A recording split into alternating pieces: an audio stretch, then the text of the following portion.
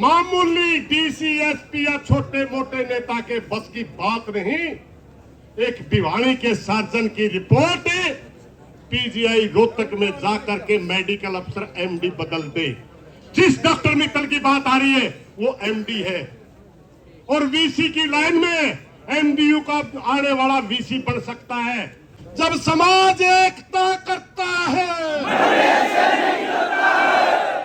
में कोई सीआईडी वाला खड़ा हो, तेरी तोप से ना कल डरे थे, तेरी गोली से ना मार रहे थे।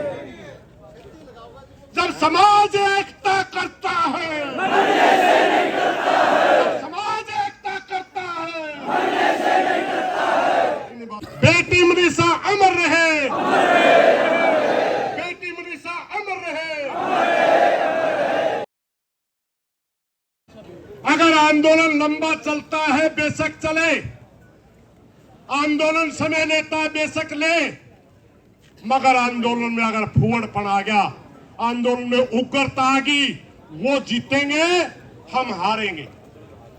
हमारे नौजवानों के ऊपर मुकदमे भी होंगे, कल हम उन नौजवानों के मुकदमों के लिए संघर्ष करते हुए नजर आएंगे। हम अपनी बेटी मनीषा का न्याय भूल जाएंगे अगर यहां पर लाठीचार्ज जो हमने संघर्ष किया, जितने बच्चे पकड़े जाएंगे उनके ऊपर 360 जैसी संगीन धाराएं लगा करके अंदर करेंगे, हम उन्हीं को छुटाने में व्यस्त हो जाएंगे, हमारी बेटी का मुद्दा पीछे चला जाएगा। ये होता है आंदोलनों में। प्रशासन चाहता है कि हम उग्र हों, हर उग्र आंदोलन को दबाने के का बिल्कुल आसान है प्रशासन के लिए। हमने कहा शुरू में सवेरे ये कही थी, क्योंकि कुछ गलतियों की वजह से हमारा आंदोलन बिखरने को जा रहा था,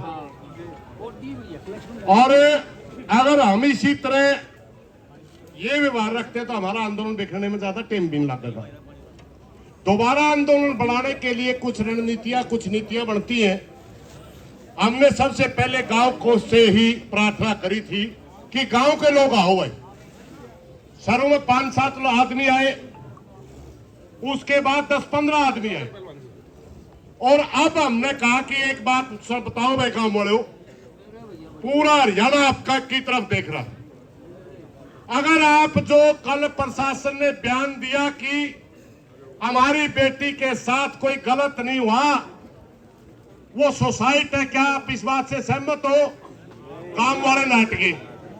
सुन दो, 1 मिनट में बताऊं तक तो घटना। गांव वाले नाट गए।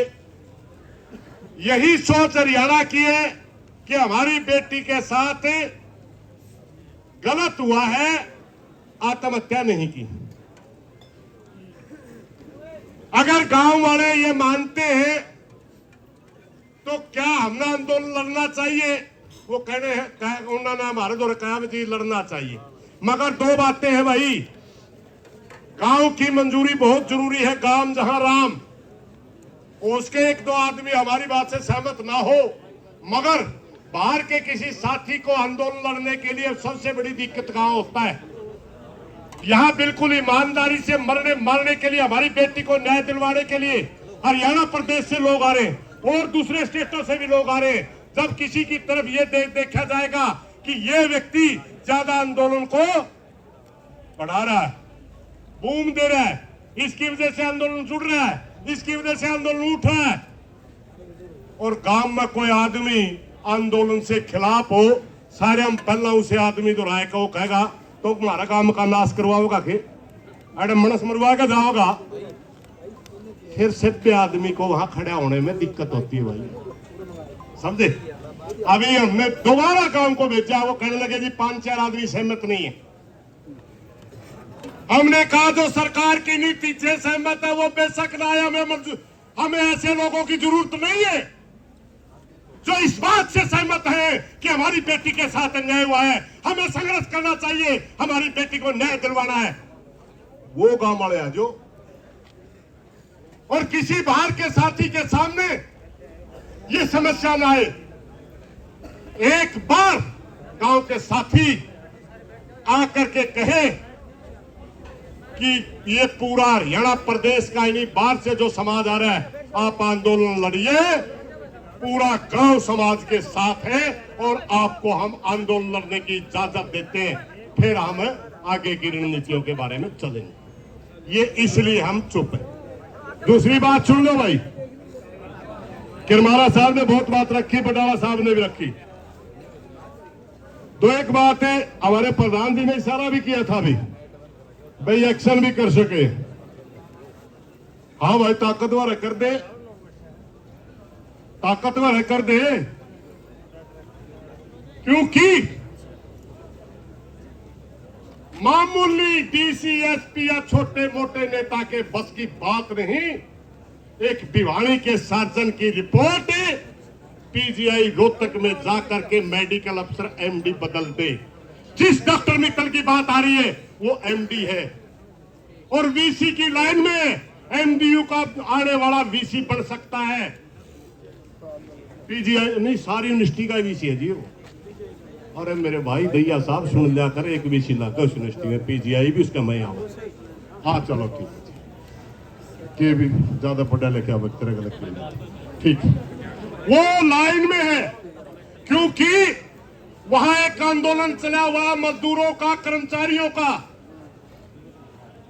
वहां एडोक के ऊपर वीसी है। हम उन कर्मचारियों का समर्थन करने के लिए पीजीआई रोहतक गए थे और हमारी वीसी के साथ मीटिंग करवाई थी। ये डॉक्टर उस मीटिंग के अंदर था। हमने कहा वीसी साहब इनका भला कर दो, वो कहने लगा मैं एडोक पे हूं। फिर मैं आगे की लाइन में कौन है? खुद वीसी ने कहा था ये डॉक्टर और मैं दो लाइन में। अगर कोई इतने बड़े आदमी से रिपोर्ट बदलवाए, भाई छोटा मोटा मनुष्य तो नहीं है। इस केस के पीछे, इस सारी घटना के पीछे इतना बड़ा कोई आदमी है जिसकी गर्दन इतनी मोटी है कि डीसी और एसपी के बस की बात ही नहीं उसकी गर्दन में फंदा डालना। और इतना बड़ा आंदोलन घंटों में नहीं निमटा करता भाई। इतना बड़ा आंदोलन के लिए दो चीजें जरूर होती हैं। अगर आंदोलन लंबा चलता है बेशक चले, आंदोलन समय लेता है बेशक ले, मगर आंदोलन में अगर फूहड़पन आ गया, आंदोलन में उग्रता आ गई, वो जीतेंगे, हम हारेंगे। हमारे नौजवानों के ऊपर मुकदमे भी होंगे। कल हम उन नौजवानों के मुकदमों के लिए संघर्ष करते हुए नजर आएंगे। हम अपनी बेटी मनीषा का न्याय भूल जाएंगे अगर यहां पर लाठीचार्ज जो हमने संघर्ष किया।